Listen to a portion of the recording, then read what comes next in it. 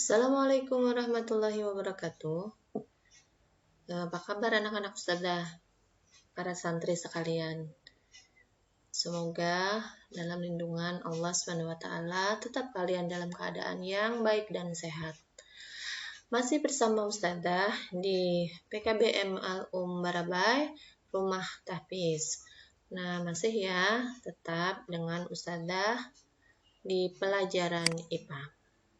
Nah, kali ini ustazah akan menerangkan tentang rangka. Nah, coba kalian amati. Apakah kamu memperhatikan gambar ini? Nah, ini adalah gambar tenda dan kerangkanya. Untuk bisa berdiri, tenda ini pun perlu kerangka. Sama dengan manusia, untuk bisa berdiri, untuk bisa bergerak, itu pun harus ada rangka. Nah, di sini ya, mengapa tubuh teman kamu itu dapat duduk dengan tegak? Kenapa? Karena dia punya rangka. Ya. Nah, setelah mencermati gambar 1.21, ini adalah sistem rangka manusia. Nah, kamu dapat mengetahui bahwa tubuh manusia terdapat banyak sekali jenis tulang. Misalnya, pada anggota tubuh bagian tangan. Nah, di sini macam-macam tulang. Kita mulai dari atas. Ini adalah tulang tengkorak. Kemudian ini adalah tulang selangka. Tulang selangka itu yang pundak. Kemudian di sini ini ada tulang dada. Hati-hati kalau nggak boleh menghantam di daerah sebelah sini. Kemudian ada tulang lengan atas. Kemudian yang kecil-kecil yang ini paru-paru ini adalah tulang rusuk. Nah, kemudian di tangan itu ada dua tulang, satunya tulang pengumpil dan satunya tulang hasta. Nah, kemudian ini ada tulang paha bagian atas, kemudian ada tulang betis. Tulang betis ini pun seperti ada dua tulang. Ada tulang betis fibula dan tulang kering tibia. Nah, kemudian ada lutut. Nah, di lutut ini pun ada persendian. Ada persendian, jadi kita bisa menekuk-nekuk lutut kita. Kemudian ada tulang ruas jari kaki. Nah, di sebelah sini, ini ada tulang panggul.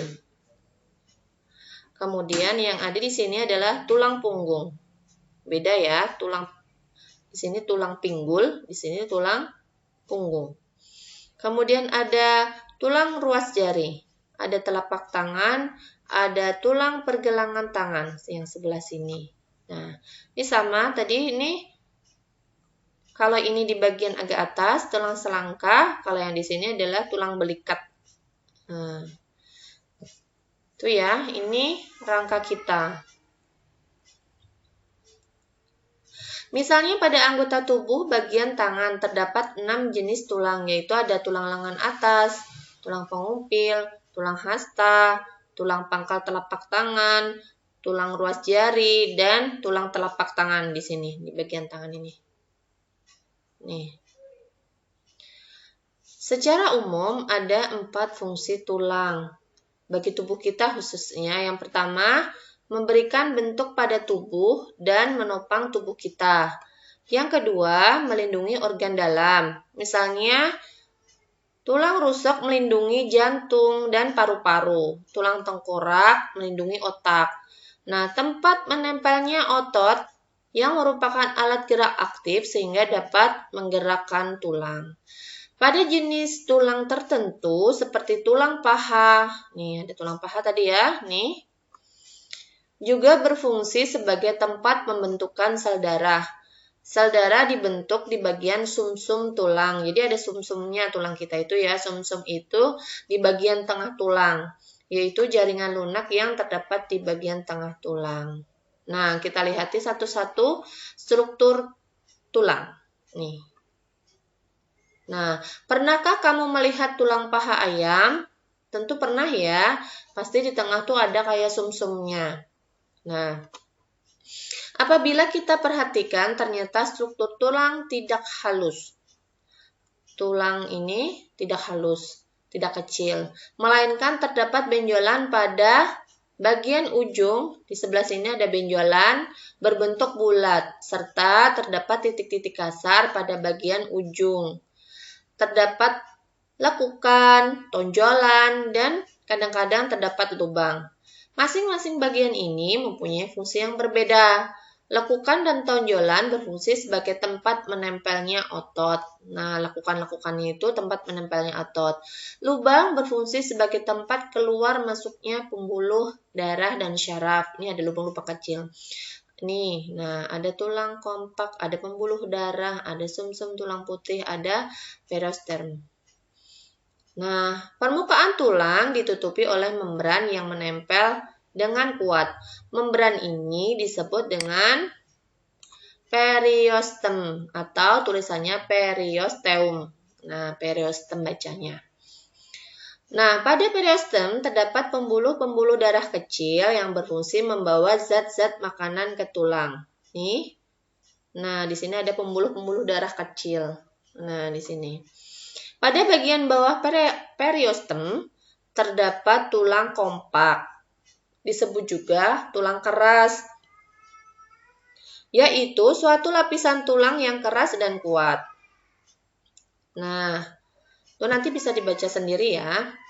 Kemudian ujung tulang panjang ditutup dengan suatu lapisan jaringan tebal, lunak, dan lentur yang disebut dengan tulang rawan atau kartilago.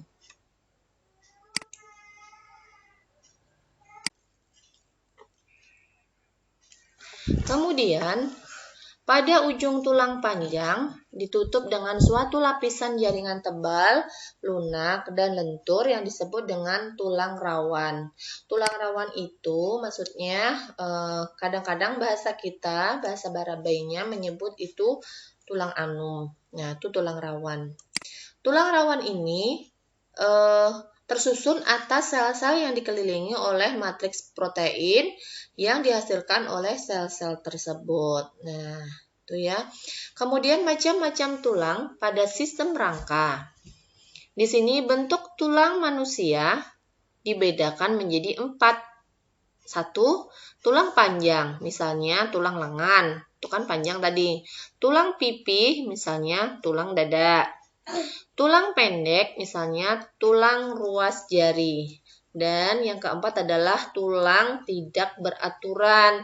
Misalnya tulang punggung. Itu tidak beraturan itu bentuknya. Nah, kita lihat nih.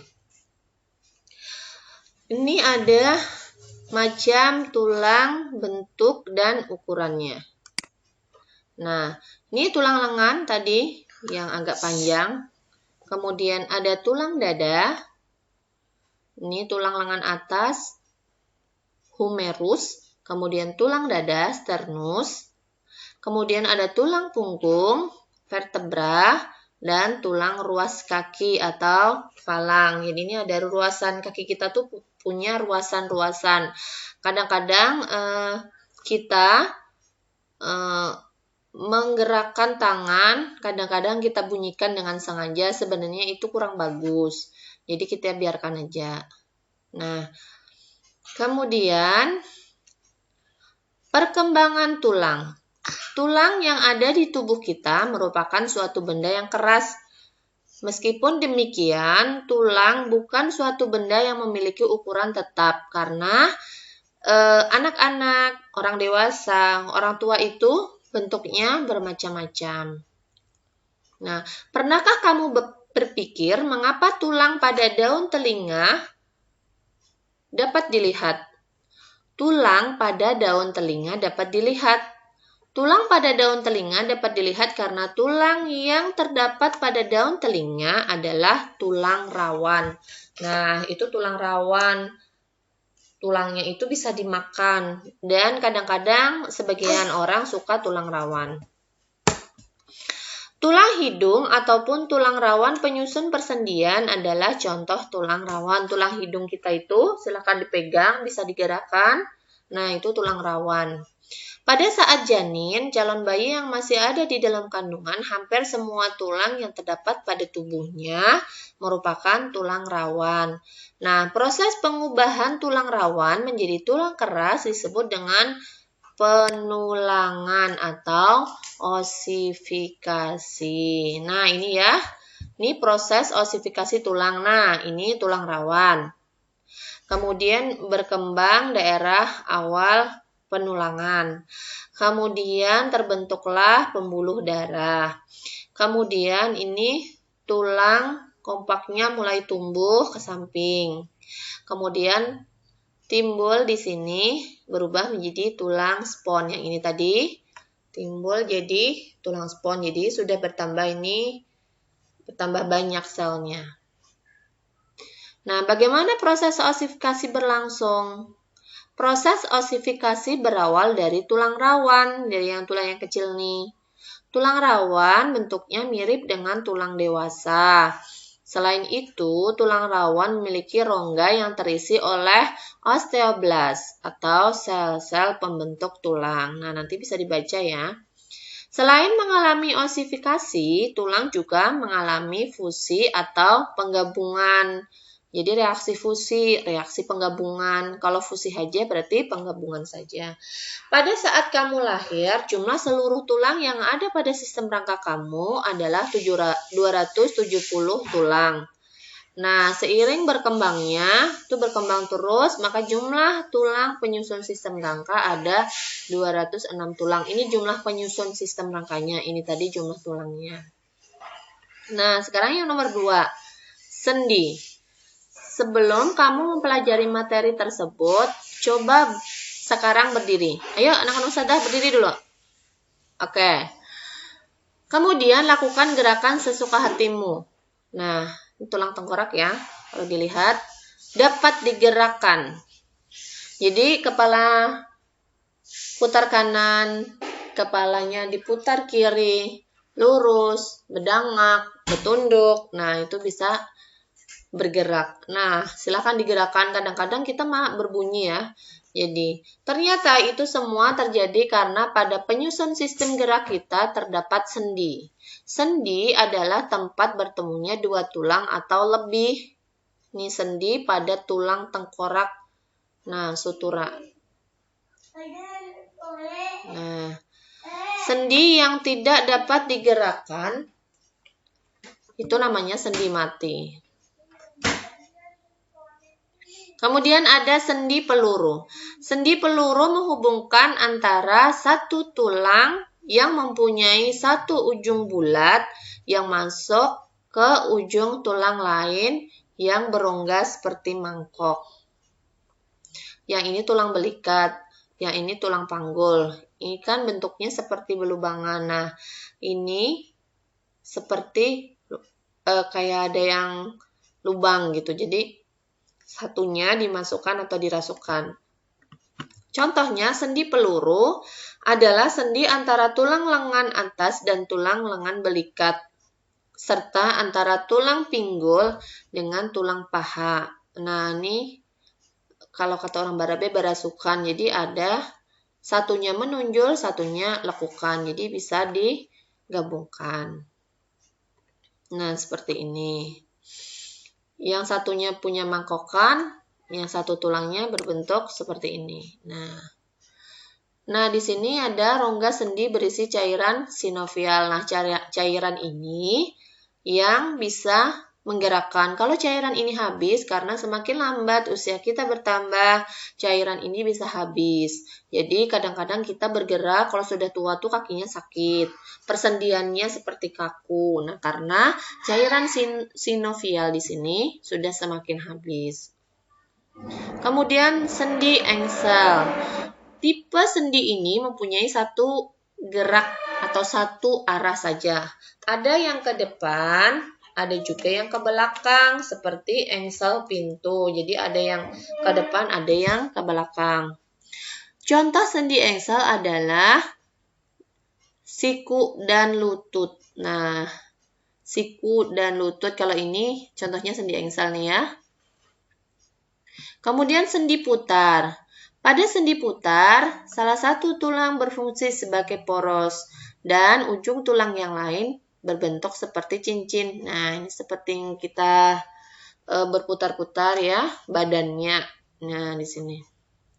Contohnya adalah Persendian terdapat di contoh persendiannya tulang tengkorak dengan tulang leher. Nah, yang kita putar tadi sendi putar, ini lehernya. Kemudian panggulnya bisa juga. Sendi pelana. Nih, sendi pelana. Pertemuan antara dua tulang yang berbentuk seperti pelana disebut dengan sendi pelana. Ini. Kemudian sendi geser. Sendi juga memungkinkan tulang bergerak ke depan dan ke belakang. Contoh sendi geser berada pada tulang-tulang pergelangan tangan dan pergelangan kaki yang kadang-kadang kita bunyikan. Nah, kadang-kadang kita bunyikan seperti itu. Kemudian otot. Ini. Sebelumnya kamu telah mempelajari tentang tulang, tentang sendi. Maka di sini kita akan mempelajari tentang fungsi otot. Tanpa otot, tulang dan sendi yang terdapat di tubuh kita tidak memiliki kekuatan untuk bergerak. Harus ada ototnya pulang. Otot adalah penggerak bagian-bagian tubuh, sehingga otot disebut alat gerak aktif. Nah, hampir 35-40% massa tubuh adalah jaringan otot. Nih, otot adalah jaringan yang dapat berkontraksi menjadi lebih pendek, bisa juga kadang-kadang menjadi lebih panjang. Nah, ini ya. Nih, banyak sekali otot-ototnya. Nah, bagian-bagiannya. Nah, ini sudah tersusun sehingga kita bisa bergerak, Masya Allah ya. Allah itu menciptakan sesempurna mungkin manusia itu ya, diciptakan Allah dalam bentuk sesempurna mungkin. Nah, kemudian nih, setelah melakukan aktivitas ini, nah silakan nanti dibaca. Ada otot bisep kontraksi dan otot bisep relaksasi. Relaksasi itu, nah otot bisep kontraksi ketika tangan kita dilipat, kemudian rasa ada yang menonjol di bagian tulang lengannya sini.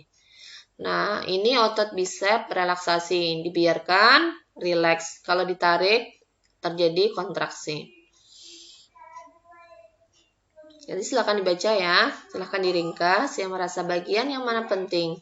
Nah, 3 jenis jaringan otot. Ada otot rangka. Otot rangka adalah otot yang paling banyak terdapat di dalam tubuh. Otot rangka ya, ini diamati dengan mikroskop. Nah, ada otot rangkanya ini ada otot jantung, ada jantungnya di dalam sini. Kemudian alat pencernaan di sini ada otot polos, otot rangka. Beda ya, ini otot rangka, otot jantung, dan otot polos. Otot polos nih terdapat pada dinding lambung usus halus, kemudian rahim, kantong empedu, dan pembuluh darah. Kalau otot jantung biasanya ditemukan di sekitar jantung. Nah, otot bisep berkontraksi, otot bisep relaksasi. Otot trisep kontraksi, ketika lengan kita turunkan, maka yang di belakang yang kontraksi. Kalau ini kita tarik, maka yang di belakang relaksasi. Ini kebalikannya ya. Kalau di sini kontraksi, di sini relaksasi. Kalau di sini relaksasi, di sini kontraksi.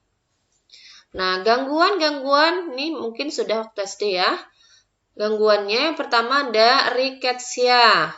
Nih, kakinya seperti bentuk O. Kemudian ada osteoporosis. Osteoporosis itu disebabkan kekurangan kalsium. Jadi kalau kita kekurangan kalsium itu biasanya osteoporosis. Makanya kita harus banyak-banyak minum susu yang mengandung kalsium. Osteoporosis itu menyebabkan kita tidak bisa bergerak dengan cepat. Seharusnya ini padat nih jadi seperti keropos. Kemudian artritis. Artritis itu adalah penyakit sendi. Kita lihat. Nah, jadi sendinya tidak teratur. Seperti ini. Seharusnya dia normal, tapi karena dia artritis, maka seperti ini jadinya tidak teratur. Kemudian yang keempat adalah fraktura atau patah tulang. Ada bisa patah tulang di sini, ada di bawah sini, ada di retak, ada sama sekali. Ini biasanya karena benturan, mungkin karena kecelakaan, atau karena sesuatu yang lumayan keras. Kemudian ada kifosis, lordosis, skoliosis. Nah, ini ada seharusnya normal seperti ini. Karena kifosis, maka di sini terlalu ke belakang. Kemudian kalau lordosis ini kayaknya terlalu memanjang ke bawah gini ya. Kemudian kalau skoliosis seperti ini. Ini biasanya disebabkan duduknya yang tidak tegak. Jadi pertumbuhan tulangnya tidak normal, makanya kalau duduk jangan sampai duduk sambil kepalanya ditaruh di atas meja, harus duduk tegak. Nah, kifosis ini. Nanti dibaca, kifosis merupakan kelainan dengan melengkungnya tulang ke belakang yang berlebihan. Kalau lordosis, kelainan dengan melengkungnya tulang belakang yang berlebihan juga. Skoliosis, melengkungnya tulang ke belakang, arah samping, jadi bentuknya tidak teratur. Nah, upaya menjaga kesehatan sistem gerak pada manusia nanti bisa ada berjemur, minum kalsium, vitamin D, kemudian jogging dan lain sebagainya ya. Nah, sampai di situ sudah terangkan sistem gerak pada hewan. Kita akan pertemuan berikutnya. Sekian dari Ustazah, salah hilaf mohon maaf. Assalamualaikum warahmatullahi wabarakatuh.